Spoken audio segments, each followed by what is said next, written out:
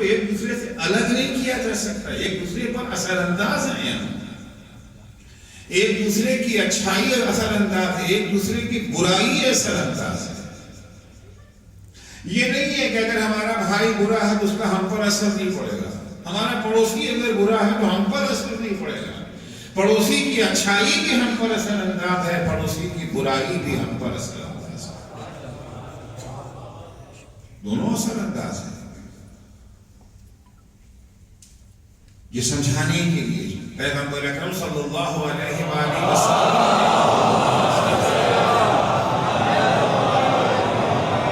سماج کو ایک کشتی سے تشبیہ دی ہے. شپ پانی کا جہاز, اور پانی کے جہاز کے اوپر 1000-2000 آدمی بیٹھے ہوئے جا رہے ہیں. وہ ہر ایک کی اپنی اپنی سیٹ ہے. آپ نے اپنی سیٹ کا کرایہ دیا, ہم نے اپنی سیٹ کا کرایہ دیا ہے. ہم اپنی سیٹ کے مالک ہیں, آپ اپنی سیٹ کے مالک ہیں. ٹھیک ہے, آپ اپنی سیٹ کے مالک ہیں. ہم نے کیا کیا کہ چھرا اٹھایا اور ہم نے اپنی جگہ کے اوپر سوراخ کرنا شروع کیا. اب آپ دیکھ رہے ہیں آپ کہاں سے جانا, اپنی جگہ پہ کر رہے ہیں, ہماری جگہ پہ تو نہیں کر رہے ہیں. انہوں نے اس کا پیسہ دیا, اس کا کرایہ دیا ہے, اپنی جگہ پہ سوراخ کر رہے ہیں.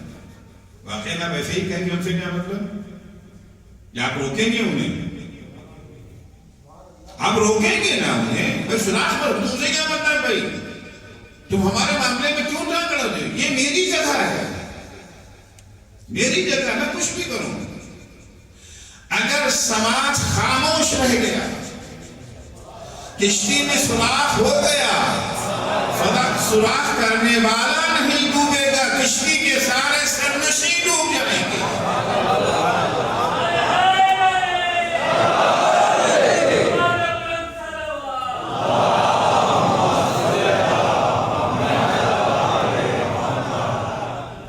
سلوات بھیجی چکے ہیں تو تھوڑا تھوڑا اور آگے چلے آئیے, پیچھے سے بار بار اشارہ کر رہے ہیں.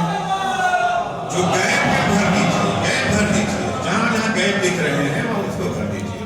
لبیک یا حسین, لبیک یا حسین, لبیک یا حسین, لبیک یا حسین, اللہم صل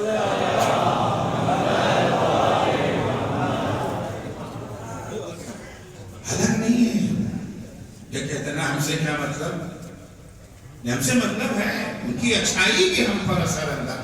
اصلیہ کہ صرف انسانی نہیں, پوری کائنات اثر انداز ہے. ایک دوسرے کے درمیان میں لین دین چل رہا ہے. ہمیں آکسیجن چاہیے, پیڑ پودوں کو کاربن چاہیے. ہم پیڑ پودوں کو کاربن دیتے ہیں, وہ ہمیں آکسیجن دیتے ہیں. اگر یہ رشتہ ٹوٹ جائے, پیڑ پودے اپنی جگہ خوش, ہم اپنی جگہ خوش, نہ پیڑ پودے باقی بچیں گے نہ انسان باقی بچے گا. دونوں ختم ہو جائیں گے نا. انہیں کاربن چاہیے, ہمیں آکسیجن چاہیے. ہم انہیں کاربن دیتے ہیں, وہ ہمیں آکسیجن دیتے ہیں. جب پیڑ پودوں اور انسان کے درمیان کا رشتہ ہے تو انسان اور انسان کے درمیان کتنا رشتہ ہوگا. اسی لیے ہماری ایک دوسرے کی تئیں ذمہ داری ہے. ہم ایک دوسرے کی مشکل میں بھی شریک ہیں, ایک دوسرے کی خوشی میں بھی شریک ہیں. اگر کسی انسان میں کہیں ظلم ہو رہا ہے, ہم یہ نہیں کہہ سکتے کہ ہم سے کیا مطلب. البتہ عملاً ہم ایسے ہی کر رہے ہیں, عملاً ہم ایسے ہی کر رہے ہیں. وہ یمن والے پیٹ رہے ہیں, ہم سے کیا مطلب. دوسرے کے مسائل میں فارغ کیوں ہم اپنے بھل کام کریں. فلسطینیوں کے ساتھ ہو رہا ہے, جو ہوگا وہ خود جانے, خود نپٹے, ہم سے کیا مطلب. اسلام اس منطق کو نہیں مانتا. اسلام دین فطرت ہے نا, اسلام دین فطرت ہے. اسلام اس چیز کو نہیں مانتا. دور دراز ترین علاقے میں بھی اگر کہیں کسی پر ظلم ہو رہا ہے, بقدر امکان اس کا دفاع ہم پر واجب ہے. قرآن مجید کی واضح آیت ہے. قرآن سرزنش کرتا ہے ان مسلمانوں کی جو دوسروں کے مقدرات سے غفلت برتتے ہیں. انہیں معلوم ہے, خبر ملتی رہتی ہے, سنتے رہتے ہیں کہ فلاں جگہ پہ ظلم ہے, فلاں جگہ پہ زیادتی ہے, فلاں جگہ پہ مظلوم ظلم کی چکی میں پس رہے ہیں, ان کے کام میں جو نہیں دیکھتے. قرآن کہتا ہے ما لکم لا تقاتلون فی سبیل اللہ والمستضعفین من الرجال والنساء والولدان الذین یقولون ربنا اخرجنا من هذه القریة الظالم اہلها۔ یہ مسلمانوں تمہاری غیرت کو ہوا کیا ہے؟ تمہارے کانوں میں مظلوم مردوں بچوں مظلوم عورتوں کی آواز پہنچ رہی ہے جو فریاد کر رہے ہیں ہمیں نجات دلاؤ ظالموں سے، مگر تم ان کی نجات کے لیے اسلحہ نہیں اٹھاتے، میدان میں آتے نہیں ہو تم۔ اسلحہ اٹھانا تو دور کی بات، ہم تو زبان بھی ہلانے کو تیار نہیں ہیں، ہم تو زبان بھی ہلانے کو تیار نہیں، اسلحہ اٹھانا تو دور کی بات ہے، بہت دور کی بات ہے۔ قرآن مذمت کر رہا ہے، قرآن سرزنش کر رہا ہے۔ پیغمبر اکرم صلی اللہ علیہ وآلہ وسلم اصلاً ایسے بے حس انسان کو اپنے کو مسلمان کہلانے کا حق نہیں ہے۔ حضور کی حدیث ہے من سمع مناد ینادی یا للمسلمین فلم یجبہ فلیس بمسلم، اگر کسی مسلمان کے کان میں کسی مظلوم کی فریاد کی آواز آئے کہ اے مسلمانوں ہماری مدد کو آؤ، سننے کے باوجود وہ اس کی مدد کے لیے آگے نہ بڑھے، لبیک نہ کہے، وہ مسلمان نہیں ہے، وہ مسلمان نہیں ہے پیغمبر کی نگاہ میں۔ اصل شیعہ کہتے ہیں کسے ہیں؟ پہچان کیا ہے شیعت کی؟ ایک شیعت کی پہچان ہے جو ہم نے معین کر رکھی ہے، ایک شیعت کی پہچان ہے جو ائمہ نے معین کی ہے۔ ایک شخص امام جعفر صادق علیہ السلام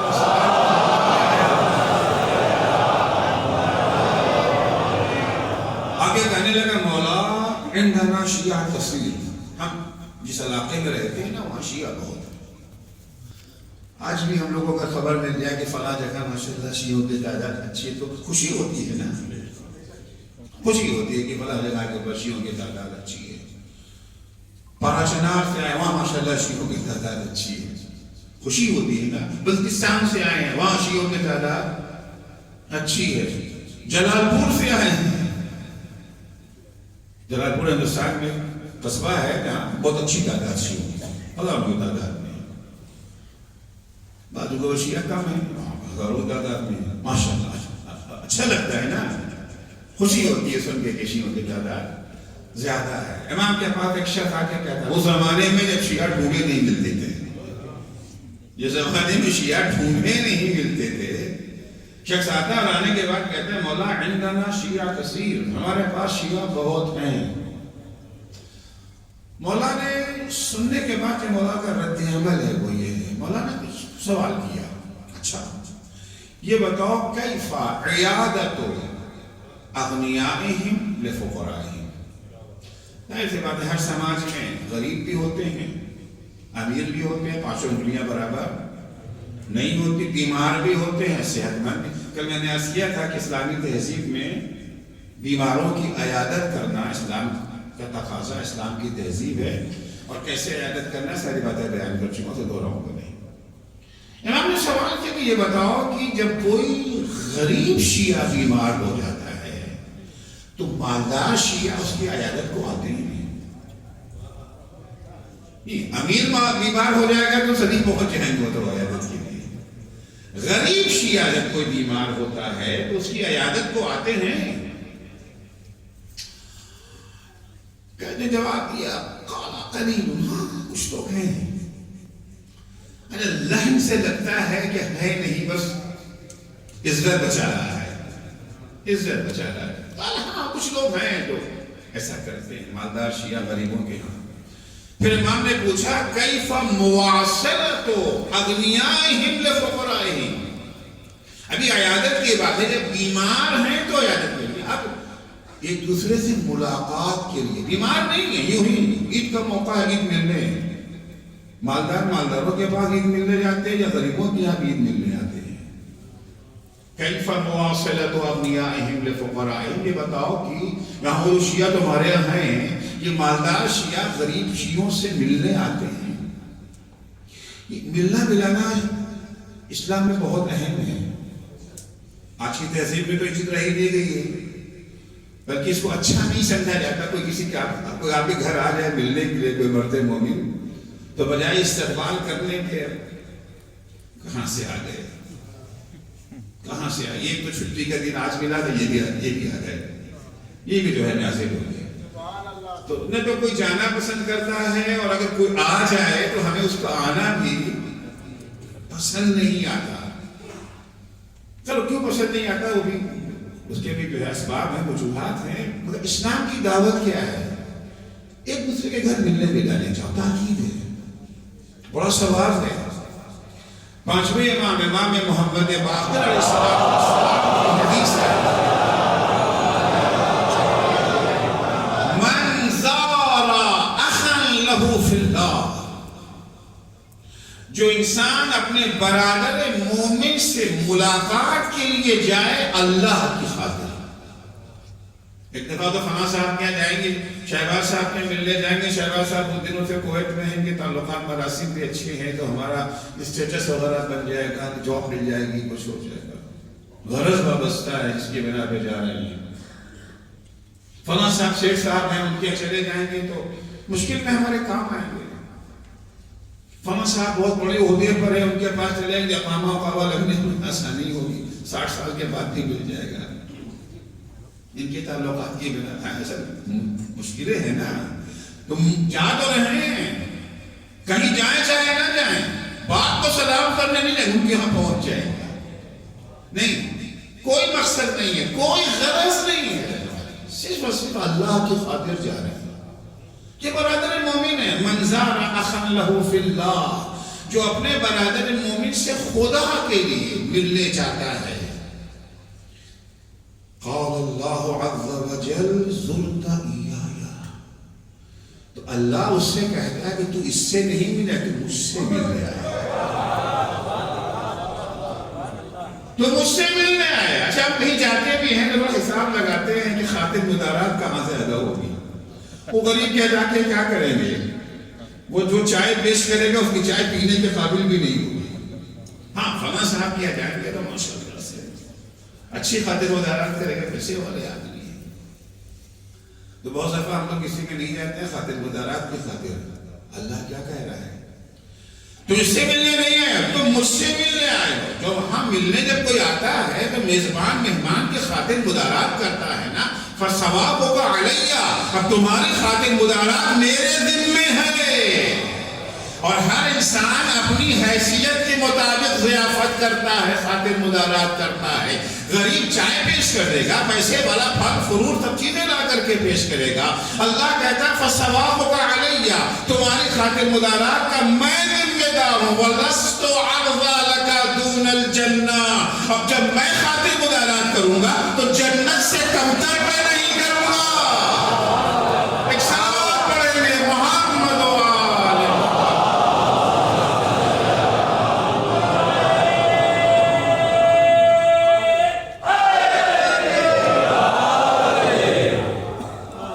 لَسْتُ عَرْضَ لَكَ ثَوَابًا دُونَ الْجَنَّةِ. اپنی حیثیت سے کرے گا نا, اب اللہ تھوڑی جو ہے چائے کو پھل جو ہے وہ چرخا دے گا. ہم جنت سے کم تو دیں گے ہی نہیں. اتنی تاکید ہے. آپ پوچھنا ہے کیف مواصلۃ اغنیائہم للفقراء, یہ بتاؤ کہ تمہارے جو مالدار شیعہ ہیں وہ غریب شیعوں کی آمد و رفت رکھتے ہیں یا نہیں؟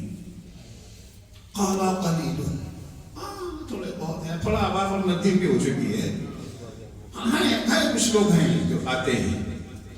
پھر امام نے پوچھا کیف مواسات اغنیائہم لفقرائہم فی ذات ایدیہم, یہ جو مالداروں کے پاس دولت ہے نا, یہ تمہارے مالدار شیعہ اپنی دولت میں غریب شیعوں کو شامل کرتے ہیں یا نہیں؟ مواسات, اسلام کا مالی جہاد جو ہے اس کی 4 مرحلے ہیں, 4 اسٹیج ہیں, 4 مرحلے ہیں اس کے. پہلا مرحلہ خمس و زکوٰۃ والا ہے کیونکہ واجب ہے, چھوڑ دیا تو گناہ ہے.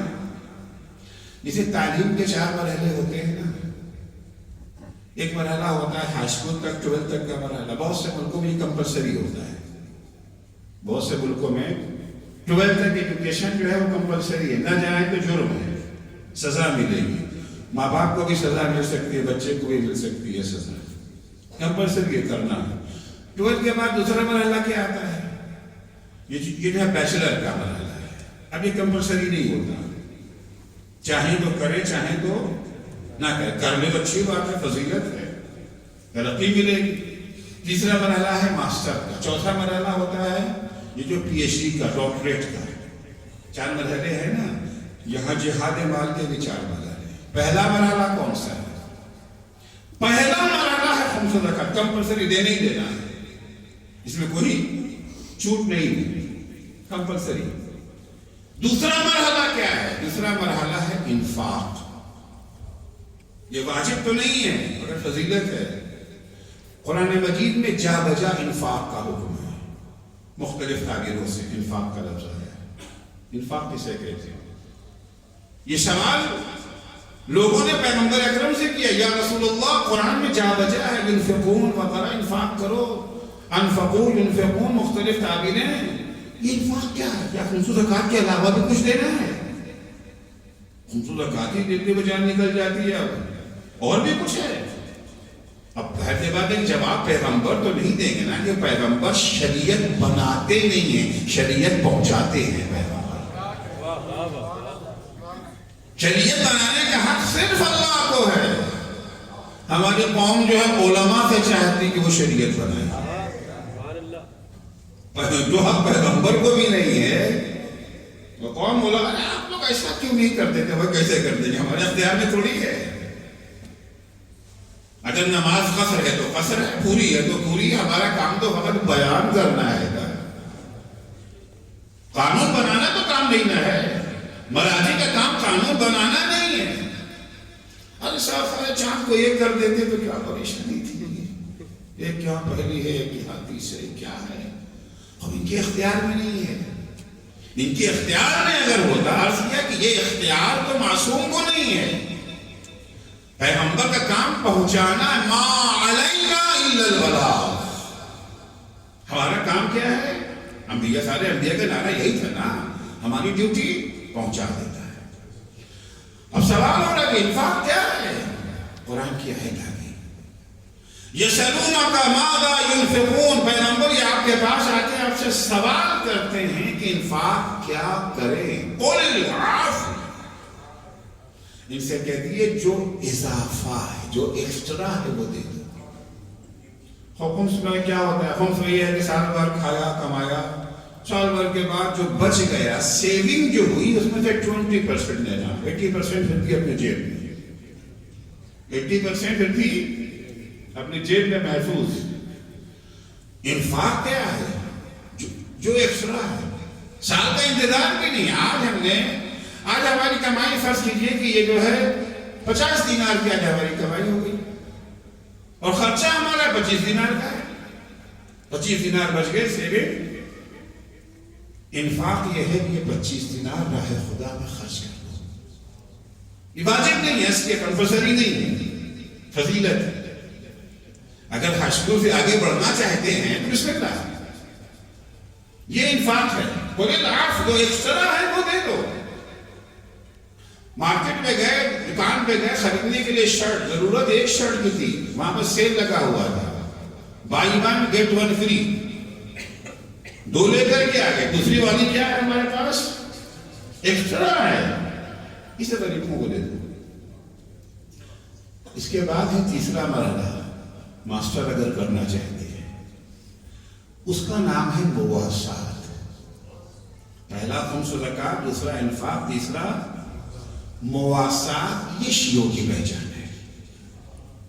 یہ مواسات کیا ہے؟ مواسات یہ کہ ایکسٹرا ہمارے پاس کچھ نہیں ہے، جتنی ہماری ضرورت ہے وہی ہمارے پاس ہے، ایک روٹی ہمارے پاس ہے، ہم خود بھوکے ہیں اور ایک ہی روٹی میں ہمارا پیٹ بھرے گا، مگر برادر مومن ہمارے پڑوس میں بیٹھا ہوا ہے، وہ بھی بھوکا ہے، ایکسٹرا نہیں ہے کچھ بھی۔ شیعت کی پہچان یہ ہے کہ اگر برادر مومن بھی بھوکا ہے تو روٹی کو 2 حصوں میں بانٹیں گے، آدھی ہم کھا لیں گے، آدھی اسے کھلا دیں گے، اس کی بھوک میں ہم شریک ہو گئے، ہماری روٹی میں وہ شریک ہو گیا۔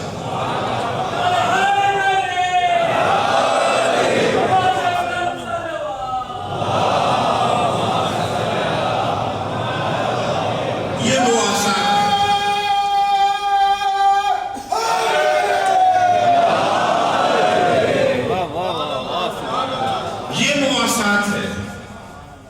اب یہاں آؤں گا لوٹ کر کے ہم جب سے پوچھتے ہیں شیعت کی پہچان میں شامل ہے۔ ایک چوتھا مرحلہ بھی ہے، وہ ہے ایثار۔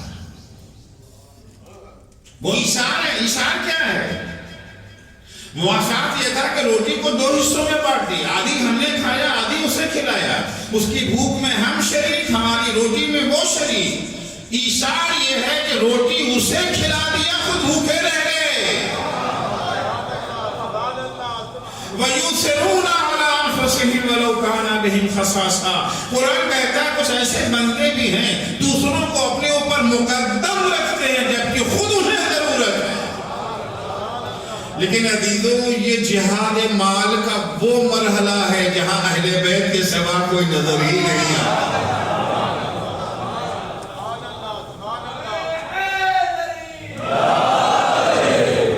اہل بیت کے سوا کوئی ایک مرتبہ دو مرتبہ نہیں، بارہ۔ ایک نمونہ پھر پیش کر دو۔ پیغمبر اکرم کی بزم ہے، مسجد میں ایک شخص آتا ہے، یا رسول اللہ، مسافر بھوکا، کھانے کو نہیں ہے۔ پیغمبر نے دفعہ مسجد کا جائزہ لیا، ماشاءاللہ جانے صاحب بھرے ہوئے ہیں۔ ایک دفعہ پیغمبر نے کہا کون ہے جو اس کا پیٹ بھرے؟ کون ہے جو اس کا پیٹ بھرے؟ عجب ہے، جب بھی پیغمبر نے یہ والا سوال کیا ہے کون ہے جو اس کا پیٹ بھرے، ایک ہی ہاتھ اٹھتا تھا۔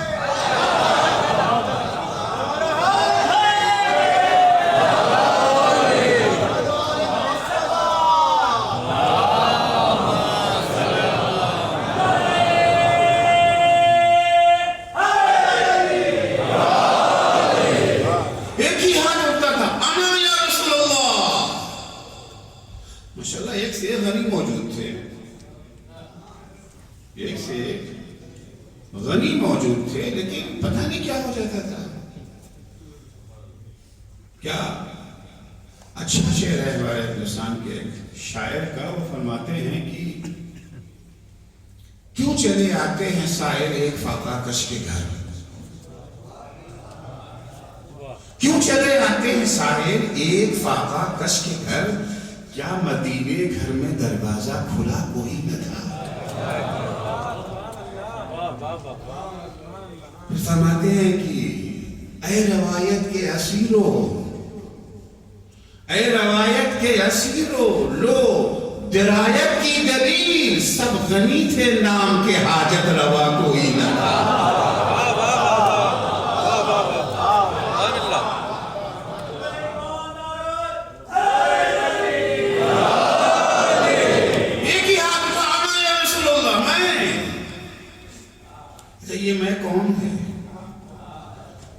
یہ میں کون ہے جس کے گھر میں جو ہے فریزر رکھا ہوا ہے؟ یہ تو وہی ہے جس کے گھر سے ہمیشہ فاقہ کی خبر آتی ہے۔ انا یا رسول اللہ، میں مجھے دو۔ مولا کائنات اس بھوکے مسافر کو لے کے گھر کی طرف چلے۔ کیا عظمت ہے صدیقہ طاہرہ کی، کتنا اعتماد ہے علی کو اپنی زوجہ پر۔ آپ رات میں بلا بتائے کوئی مہمان گھر لے کے جائیں پہ دیکھیے کیا خبر ہوتی ہے گھر میں، کیا شامت آتی ہے، مگر پورا بھروسہ ہے کیونکہ پورا گھرانہ ایک ہی سانچے پہ ڈھلا ہوا ہے۔ جو علی کا مزاج وہی فاطمہ کا مزاج، وہی حسن کا مزاج، وہی حسین۔ حد ہے گھر میں پلنے والی خادمہ فضہ کا مزاج بھی ہے۔ جب روٹیاں دی گئی تھی مولا نے فقط اپنی روٹی دی تھی، یہ نہیں کہا تھا تم بھی دو، حسین تم بھی دو، فضہ نہیں، مولا نے اپنی روٹی دی۔ لیکن مولا نے اپنی روٹی دی، بی بی نے اپنی روٹی دی، حسن حسین نے اپنی روٹی دی، فضہ نے اپنی روٹی دی۔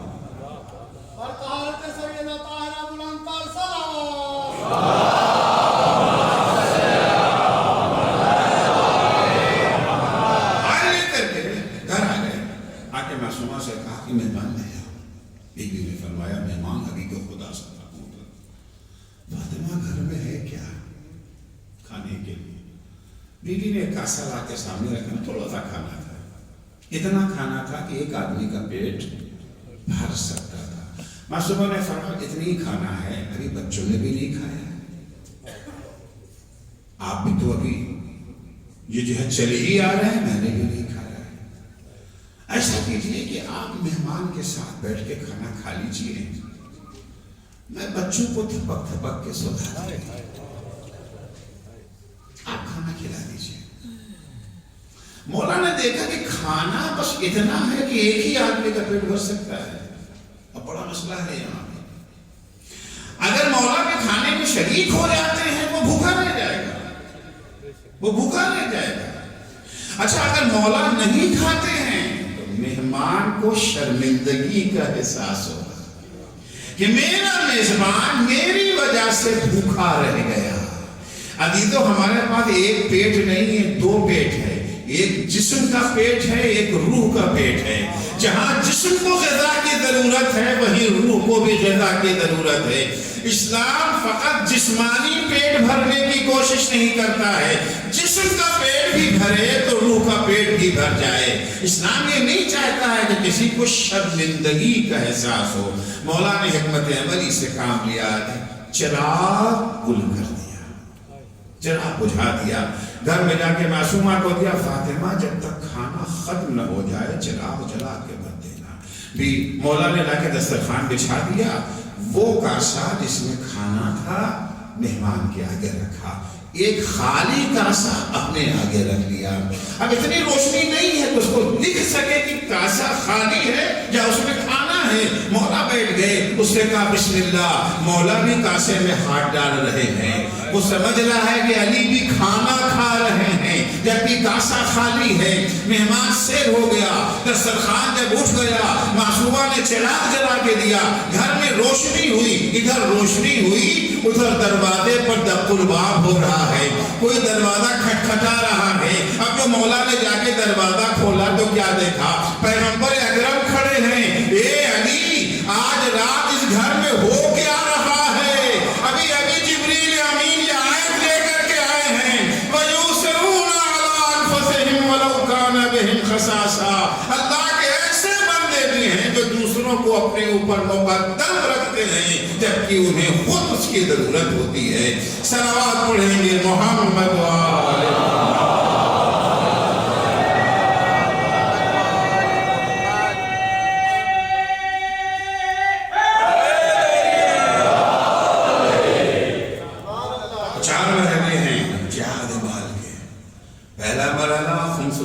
کمپلسری ہے، دوسرا مرحلہ انفاق، تیسرا مرحلہ مواسات جو شیعت کی پہچان ہے۔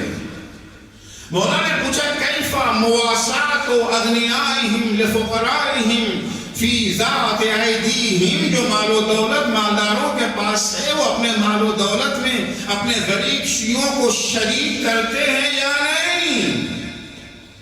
اس نے پریشان ہو کے کہا مولا انکا تذکر اخلاقا ما ہی فی من عندنا۔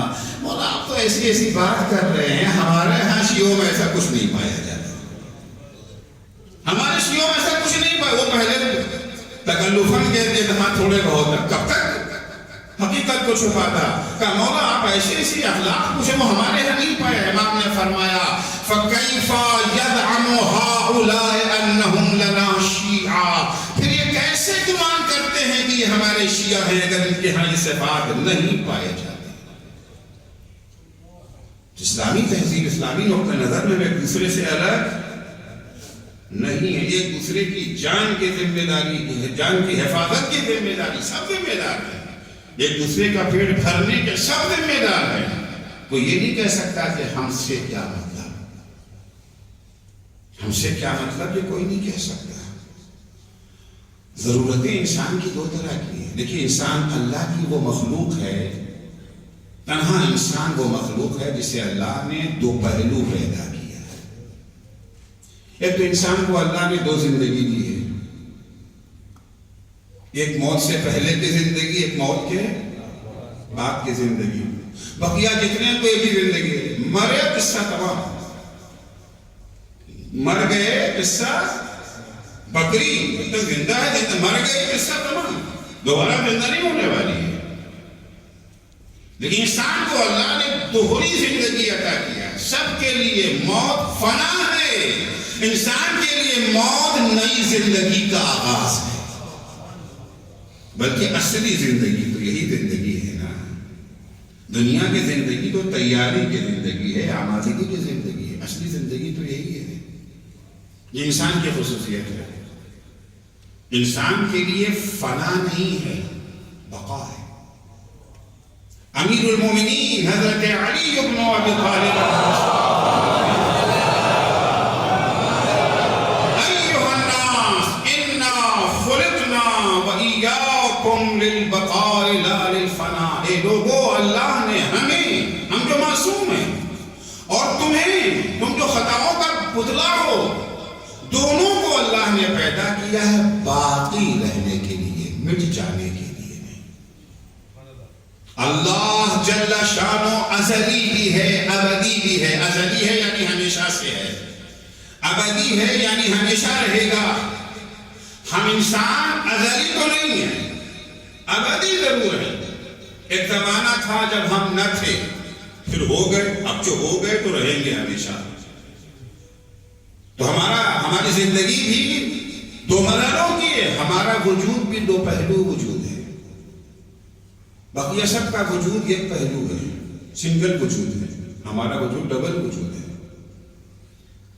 کسی نے امام جعفر صادق علیہ السلام سے سوال کیا، مولا یہ بتائیں کہ انسان افضل ہے یا فرشتے؟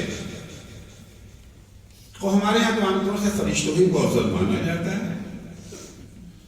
ہم اگر کسی کی تعریف کرتے تو کیا کہتے ہیں؟ فلاں صاحب کا کیا کہنا، وہ تو فرشتہ صفت ہے. یہ کہتے ہیں نا، وہ تو فرشتہ صفت ہیں. اس کا مطلب کہ فرشتہ ہم سے افضل ہے نا. بڑائی بیان کرنا ہے تو تشبیہ ان سے دیں گے. جبکہ اسلامی نقطہ نظر سے انسان کو فرشتوں سے افضل ہونا چاہیے، ہے نہیں، اسے ہونا چاہیے. فرشتے جب کسی فرشتے کی تعریف کریں تو کہیں یہ تو انسان صفت ہے. ہم سے سوال ہو رہا ہے مولا فرشتے افضل ہیں یا انسان؟ امام نے اپنی طرف سے جواب دینے کے بجائے اپنے جد امیر المومنین کا حوالہ دیا.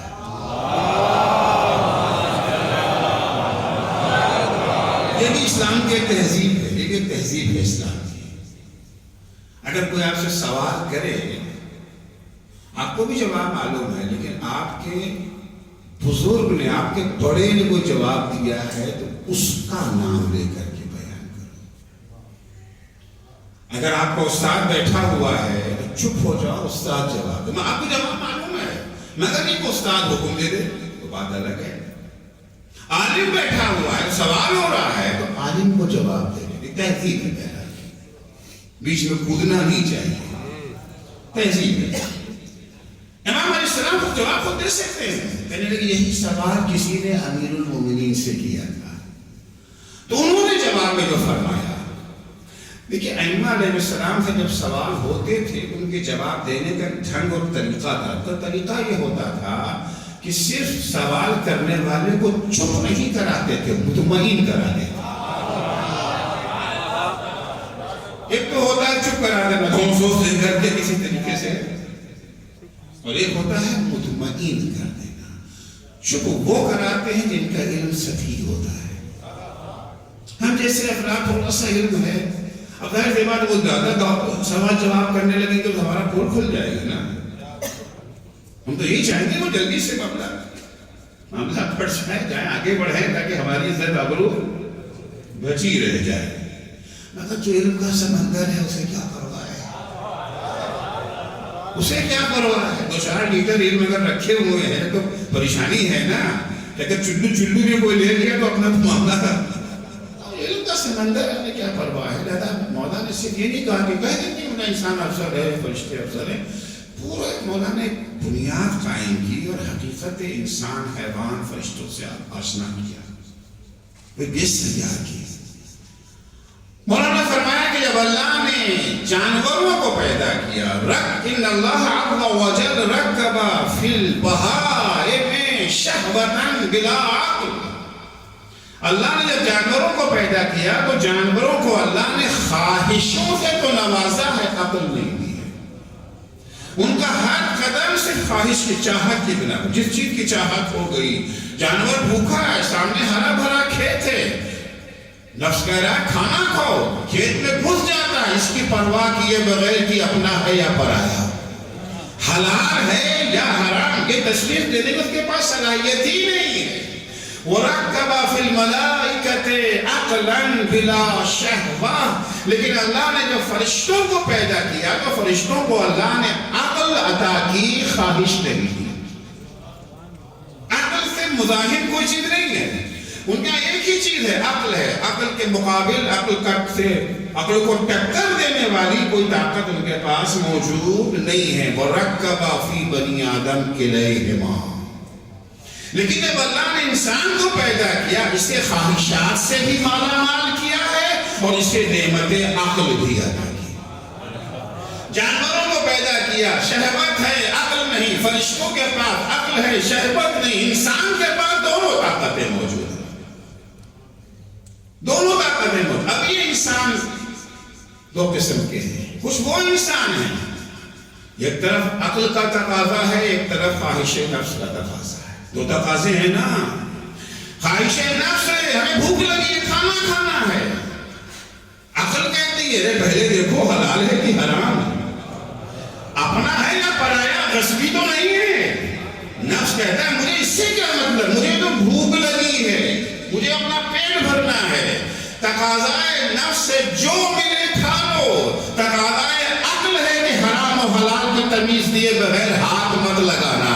اب کچھ لوگ وہ ہیں جو عقل کی بات کو سنتے ہیں, کچھ وہ ہیں جو خواہشات نفس کی بات کو سنتے ہیں.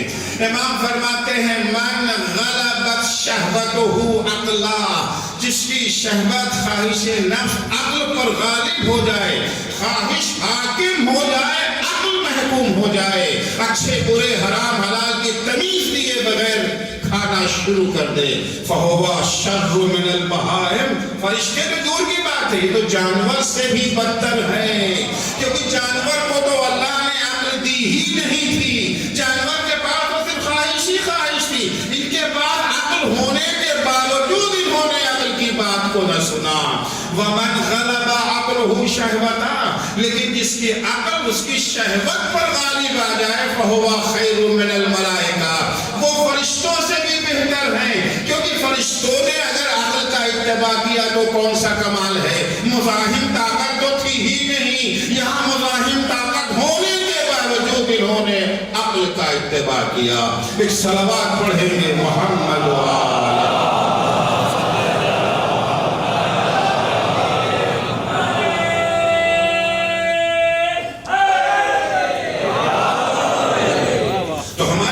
دوہرا وجود ہے, ہمارے پاس عقل بھی ہے, شہوت بھی ہے, جسم بھی ہے, روح بھی ہے, مادہ بھی ہے, معنی بھی ہے, روحانی زندگی بھی ہے, جسمانی زندگی بھی ہے, اور دونوں کے اپنے اپنے تقاضے ہیں.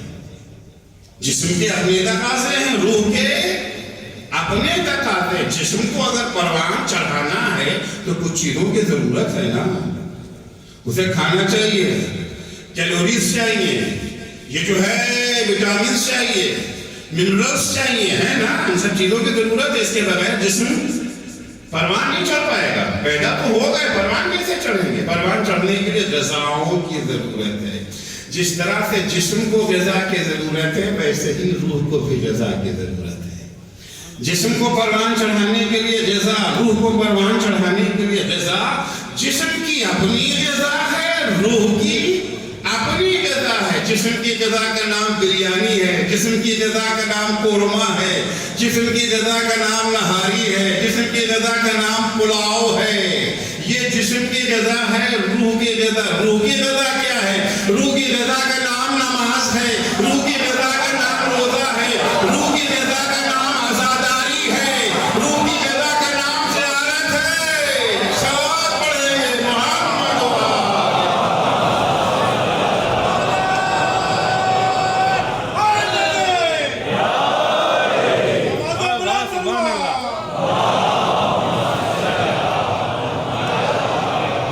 جسم کی اپنی غذا ہے, روح کی اپنی غذا ہے. غذا کافی نہیں ہے. غذا کافی, بڑی اچھی ڈائٹ ہے آپ کی, پورا ڈائٹ پلان لے کر کے آئے ہیں, ہیلتھی فوڈ کھاتے ہیں, بہترین ساری کیلوریز آپ کو مل رہی, جتنی کیلوری آپ کو چاہیے, وٹامنز جتنے آپ کو چاہیے سب وہ آپ لے رہے ہیں. یہ جو ہے منرلز جتنے آپ کو چاہیے سب آپ لے رہے ہیں. کافی ہے نہیں. ہیلتھی فوڈ کے ساتھ ساتھ وائرس سے بچانا بھی اپنے کو, وائرس سے بچانا بھی آپ کو. کتنے ہی ہیلتھی کھانا کھا لیں, اگر وائرس کی چپیٹ میں آ گئے, ابھی تو گزرا ہے نا, کتنے ہیلتھی کھانے والے چلے گئے, کیا ہوا بھائی؟ کورونا وائرس لے گئے, کورونا وائرس لے گیا. تو بدن کے لیے جہاں غذا کی ضرورت ہے وہیں وائرس سے بچانے کے لیے بھی ضرورت ہے. اسی طرح سے روح کے اندر ایک وائرس ہے. روح کو غذا کے ساتھ ساتھ وائرس سے بچانا بھی ضروری ہے. جسم کا اپنا وائرس ہے, روح کا اپنا وائرس ہے. کورونا جسم کا وائرس ہے, ایک جسم کا وائرس ہے. روح کا وائرس کیا ہے؟ روح کے وائرس کا نام گناہ ہے. روح کے وائرس کا نام گناہ ہے. جس طرح سے جسم کو ہیلتھی فوڈ دینے کے باوجود اگر وائرس سے نہ بچایا تو جسم باقی نہ بچے گا, جسم پروان نہ چل سکے گا. اسی طرح سے روح کو بھی جسمانی غذا, روحانی غذا دینے کے بعد, نمازیں پڑھنے کے بعد, روزہ پڑھنے کے بعد, مجلسیں کرنے کے بعد, آنسو بہانے کے بعد, زیارتیں کرنے کے بعد بھی اگر گناہ کے وائرس سے نہ بچایا تو جو حال جسم کا ہوا تھا وہی حال روح کا بھی ہوگا. ایک صلوات پڑھیں گے محمد و آل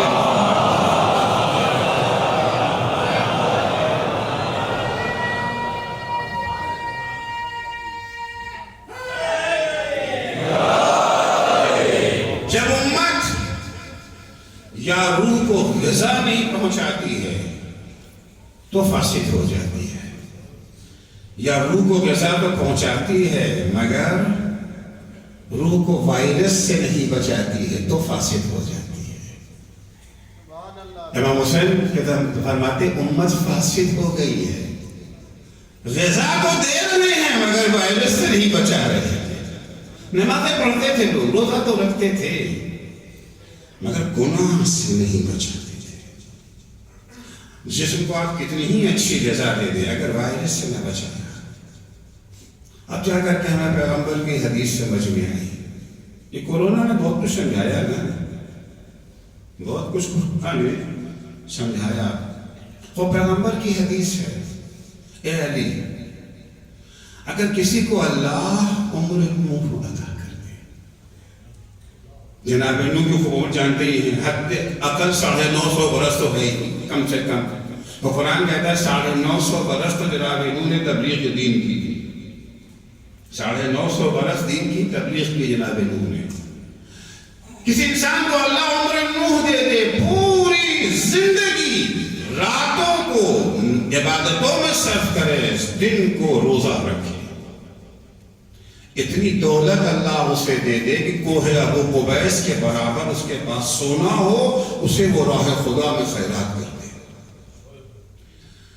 1000 حج بچا لائے, پھر صفا و مروہ کے درمیان مظلومیت کے ساتھ شہید کر دیا جائے.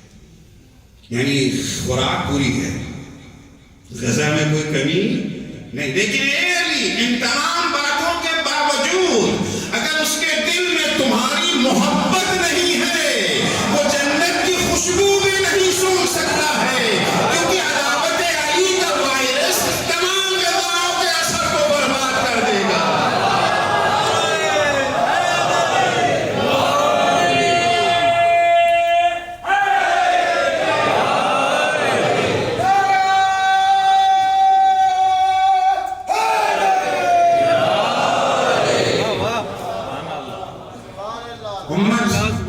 فساد کا شکار ہو گئی ہے، آپ کیا کریں؟ ہم بھوکے کو کھانا کھلانا ہے نا۔ اگر کسی کو کوئی مار رہا ہے، یعنی اس کے جسم کو تکلیف پہنچا رہا ہے، اس کی حمایت ہم پر واجب ہے نا۔ اگر کوئی جسمانی طور پر مشکلوں کا شکار ہو جائے تو ہم یہ نہیں کہہ سکتے کہ ہم سے کیا مطلب۔ اسی طرح سے اگر کوئی روحانی طور پر مشکلوں کا شکار ہو جائے تب بھی ہم نہیں کہہ سکتے ہیں کہ ہم سے کیا مطلب۔ وہاں کھانا پہنچانا ہے، یہاں امر بالمعروف اور نہی عن المنکر کے ذریعے سے اس کی مدد کرنا ہے۔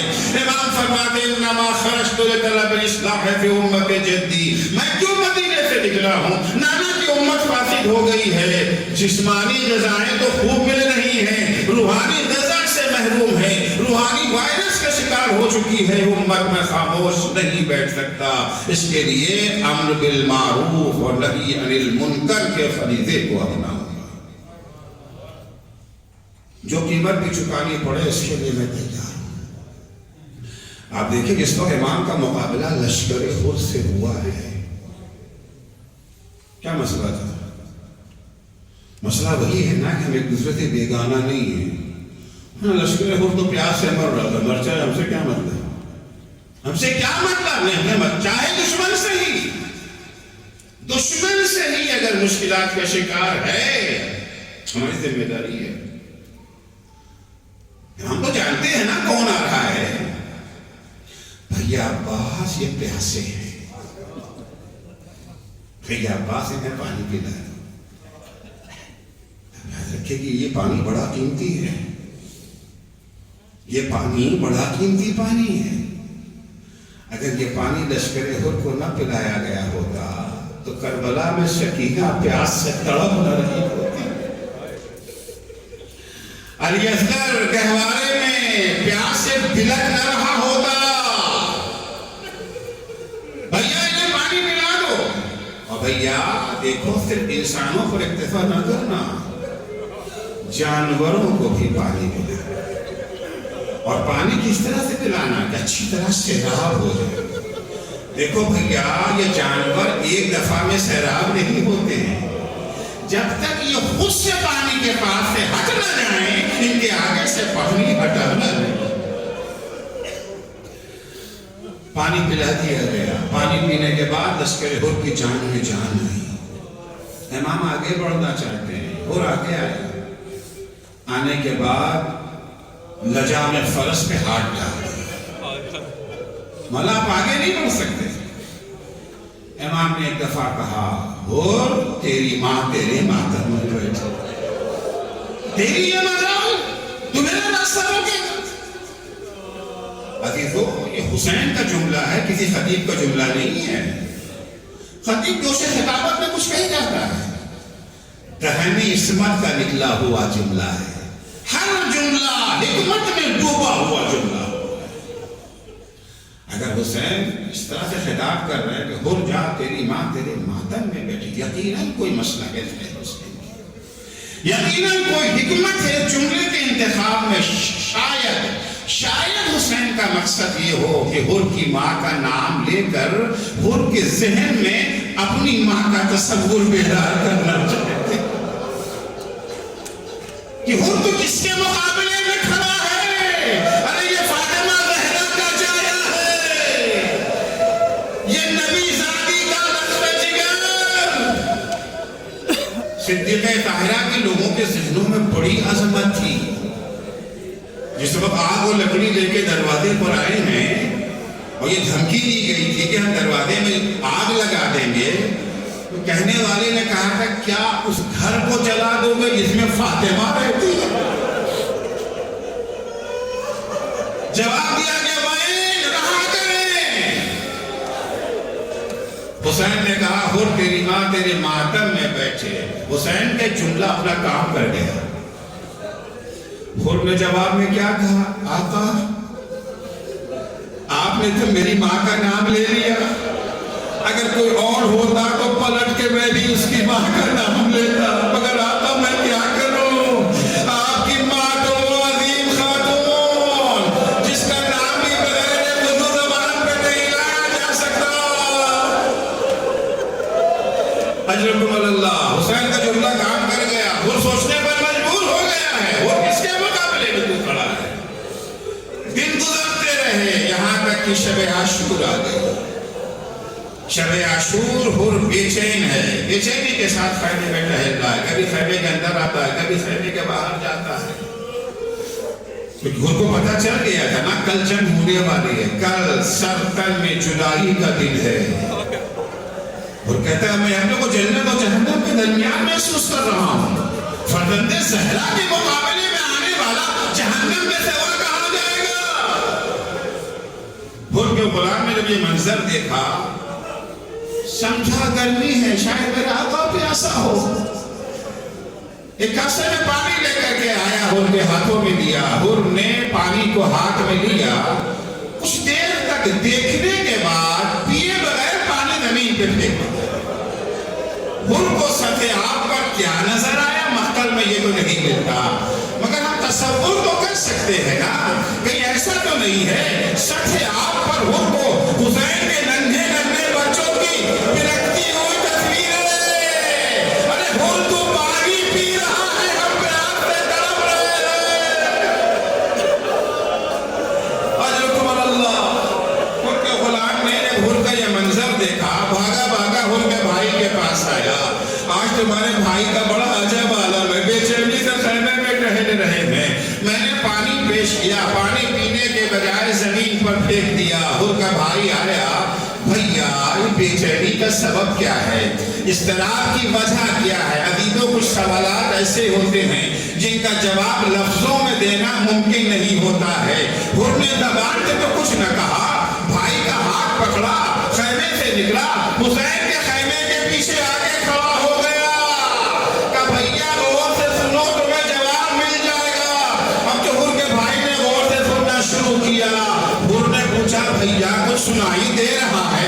کہا بھیا ایک آواز مسلسل میرے کانوں سے ٹکرا رہی ہے. بھیا کیا سنا؟ ارے حسین کے ننھے ننھے بچے پیاس کے نعرے لگا رہے ہیں. حر نے کہا بھیا یہ کہاں کا انصاف. کل جب ہمارا لشکر پیاس سے ہلاک ہو رہا تھا انہوں نے ہمارے لشکر کو سیراب کیا. ہمارے جانوروں تک کو پانی پلایا.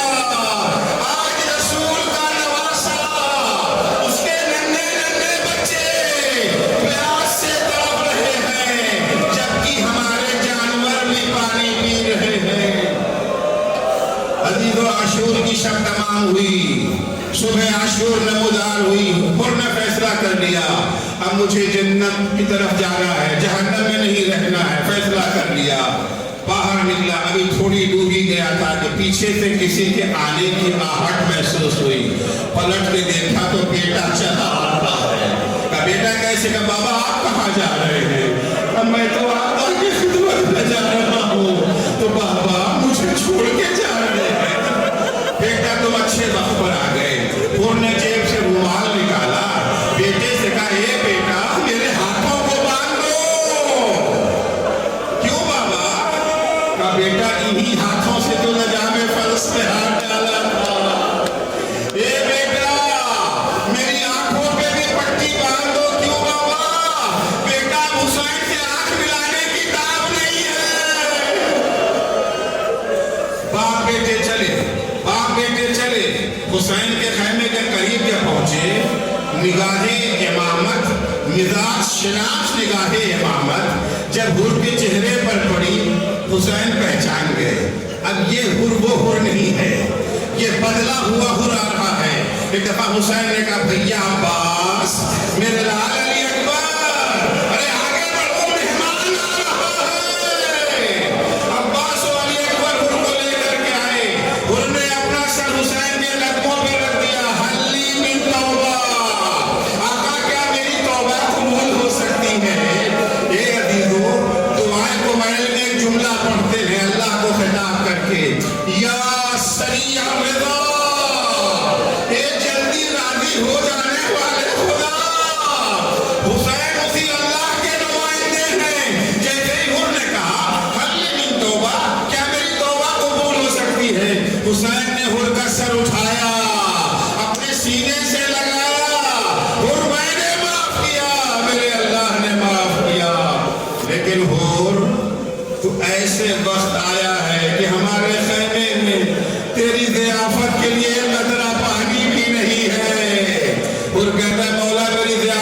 فکر نہ کیجیے، اب میری ضیافت کا انتظام آپ کے نانا حوض کوثر پہ کریں گے۔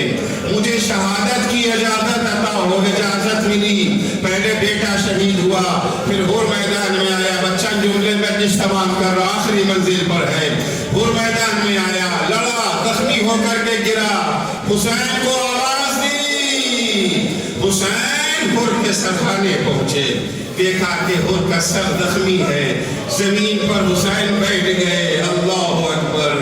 کیا ہے ہور کا مقدر، کیا معراج ہور کو ملی ہے۔ ایک معراج تو وہ تھی قدموں سے اٹھا کر کے سینے سے لگایا، دوسری معراج ہور کو یہ مل رہی ہے، حسین زمین پر بیٹھے، ہور کے زخمی سر کو اٹھا کے اپنے زانوں پہ رکھ لیا۔ اس زانوں کی قیمت پہنچانیے، تھوڑی دیر کے بعد یہی زانو ہوگا، یہی پر علی اکبر کا سر ہوگا، جہاں علی اکبر کا سر وہاں ہور کا سر۔